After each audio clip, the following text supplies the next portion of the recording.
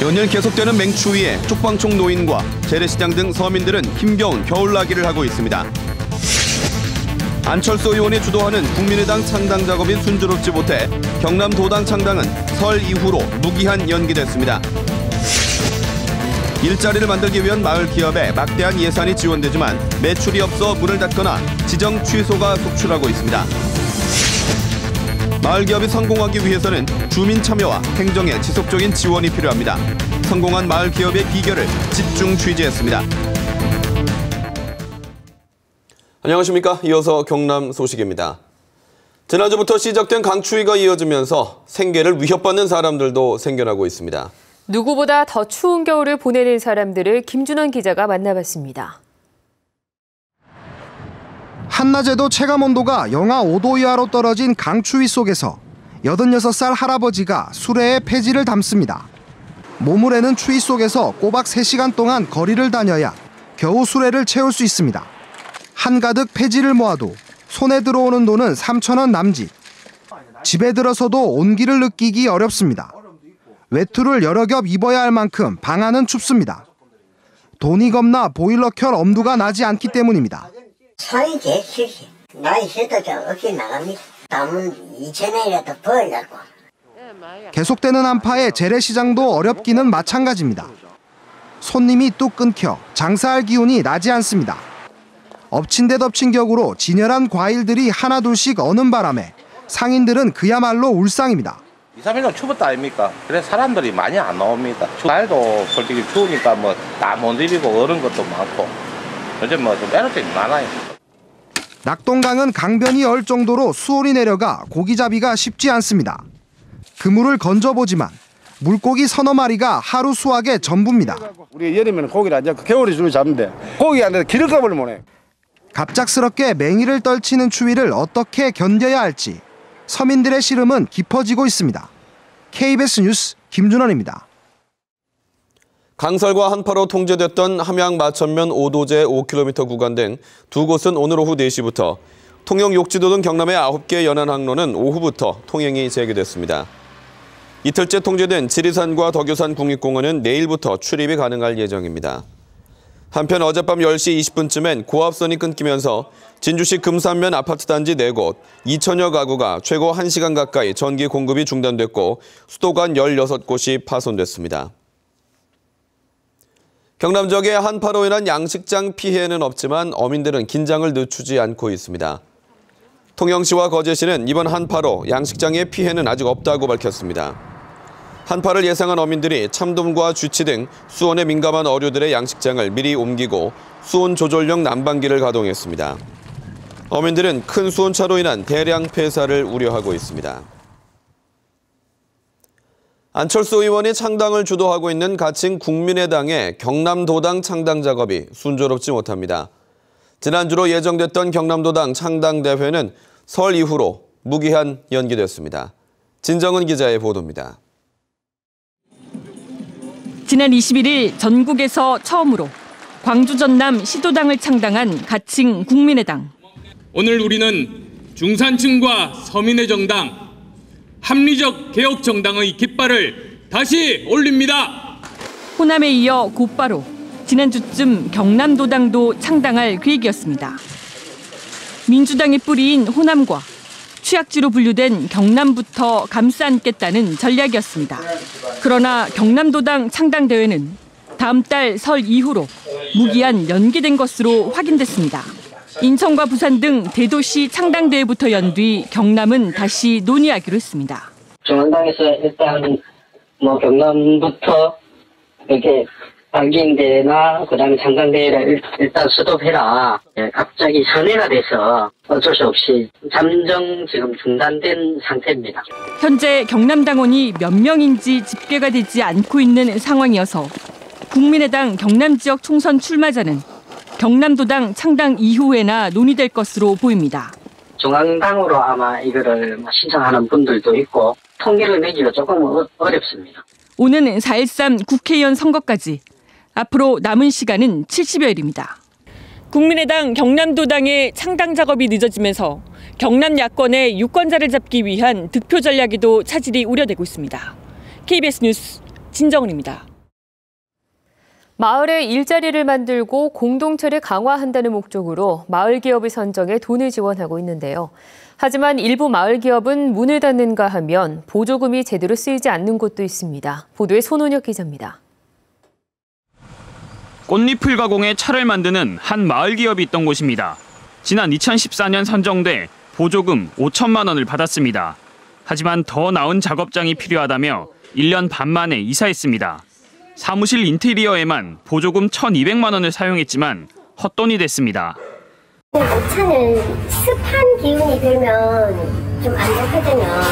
그래서 습한 기운이 거기에 너무 많이 작용을 하는 거예요. 또 당초 기계 구입비로 600만 원을 책정했지만 실제로는 120만 원만 썼습니다.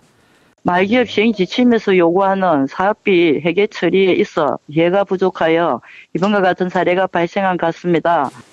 친환경 농산물을 판매하던 창원의 또 다른 마을 기업은 지난해 지정이 취소됐습니다. 이 마을 기업은 정부와 자치단체로부터 1억 원 가까이 지원을 받았지만 지정 5년 만에 문을 닫았습니다. 냉장고와 냉동차 등 보조금으로 구입한 물품들도 마음대로 팔아버렸습니다. 창원시가 1,100만 원을 변제하라고 했지만 대표는 잠적 상태입니다.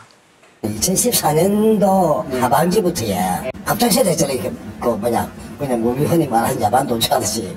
지난 2012년 지정된 의령의 이 농촌체험마을은 보조금을 부당 집행해 5천만 원을 환수당하고 1년 만에 지정이 취소되기도 했습니다.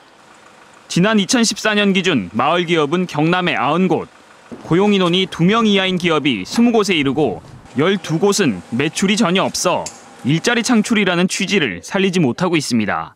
KBS 뉴스 손원혁입니다. 앞서 보신 경우만 있는 것은 아닙니다. 잘 되는 마을 기업은 한 마을을 전체를 먹여 살리기도 하는데요. 마을 기업 성공을 위해서는 어떤 것들이 더 필요할까요? 이어서 이대원 기자입니다. 50여 세대가 모여 사는 합천의 한 농촌마을. 마을 주민들이 양파즙과 떡가래, 메주를 만들어 팔던 것이 큰 호응을 얻어 마을 기업으로 지정됐습니다. 지난해 매출이 3억 7천만 원. 마을 사람을 많게는 20명씩 고용합니다.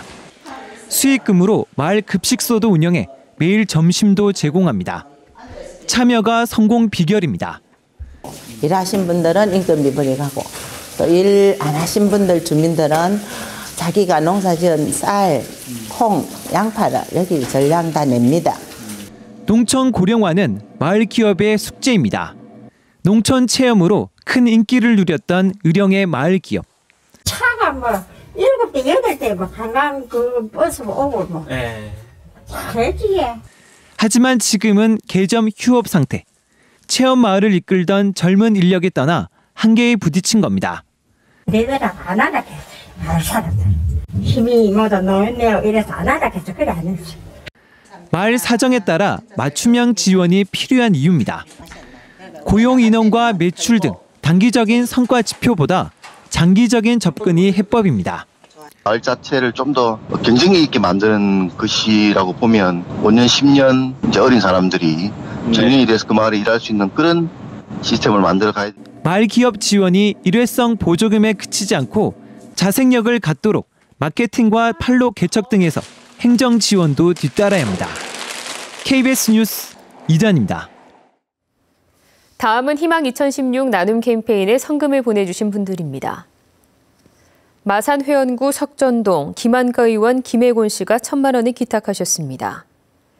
경남지방경찰청 직원 613만 1,500원, 새마을운동 합천군지회 200만 원, 창원동중학교 학생과 교직원 일동 102만 1,440원, 창녕군 자원봉사협의회에서 100만 원을 보내주셨습니다. 마산봉암공단협의회 박군수 회장과 회원 일동, 합천군 가회면 노인회 경로당 회원 일동 각각 100만 원, 대한노인회 창원지회 임직원 일동 81만 원, 창원 한결산악회에서 50만 2천 원을 맡겨주셨습니다. 창원시 마산회원구 구봉산체육회 30만 원, 함안군 함안면 산불 감시원 일동, 합천군 대양면 상촌마을 최창호 이장과 주민 일동, 김해시 상동면 대감리 대감경로당 회원 일동이 20만 원씩 보내주셨습니다. 성금을 보내주신 분들 감사합니다.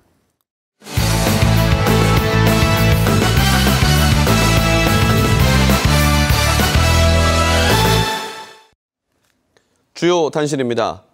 창원 가포에 짓고 있는 부영 임대아파트의 임대료가 지나치게 비싸다는 KBS 창원 보도에 따라 부영 측이 임대료를 낮췄습니다. 부영 주택 관계자는 KBS의 보도에 대해 내부 논의한 결과 전용 면적 84제곱미터 임대아파트의 입주 보증금을 2억 5,500만 원에서 2억 3천만 원으로 낮췄다고 밝혔습니다. 또 월 임대료도 낮춰 1억 8천만 원을 보증금으로 하면 월 임대료는 25만 원의 신규 항목을 책정했습니다.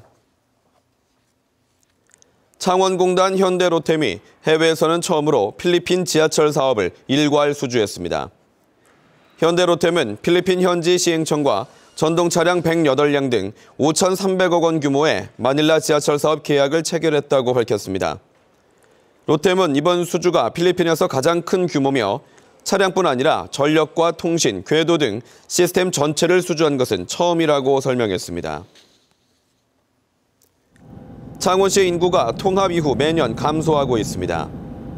손태화 창원시 의원은 시의회에서 창원시 인구는 지난 2010년 통합한 뒤 지난 2011년까지 1,300명가량 늘었지만 그 뒤로부터는 매년 5천여 명에서 7천여 명이 감소해 지난해 말 기준으로 107만 명, 통합 전보다 11,000명가량 줄었다고 밝혔습니다. 손 의원은 창원시가 인구 감소에 따른 원인을 분석해 대책을 마련해야 한다고 주장했습니다. 여야 원내 지도부가 20대 국회의원 선거의 지역구를 253석으로 7석 늘리기로 합의하면서 경남의 선거구 획정에 관심이 쏠리고 있습니다. 인구 하한선 14만 명을 기준으로 볼 때 경남의 선거구는 인구 29만여 명인 양산이 2개 지역구로 나뉠 가능성이 크고 인구 13만여 명인 의령, 함안, 합천은 통폐합이 거론되고 있습니다. 여야 원내 지도부는 내일 협상을 재개할 계획입니다. 오늘 저녁 6시 20분쯤 남해고속도로 동창원 요금소를 빠져나와 14번 국도로 진입하려던 2톤 트럭이 갈림길 난간을 정면으로 들이받아 운전자가 숨지는 사고가 발생했습니다. 경찰은 운전자의 정확한 실언과 사고 경위를 조사하고 있습니다. 경남선거관리위원회는 국회의원 예비후보자의 선거사무소 개소식에 참석한 선거구민에게 관광버스를 제공한 혐의로 합천군 모 단체 대표자 A씨를 창원지검에 고발했습니다. A씨는 지난해 12월 말 함안에서 열린 국회의원 예비후보자 C씨의 선거사무소 개소식에 참석한 선거구민 75명에게 관광버스 임차료 등 90만 원을 기부한 혐의를 받고 있습니다. 선관위는 또 각종 행사에서 예비후보자 C씨를 소개하는 등 사전 선거운동을 한 혐의로 합천군 모 단체 대표자 B씨도 검찰에 고발했습니다. 경남 소식이었습니다.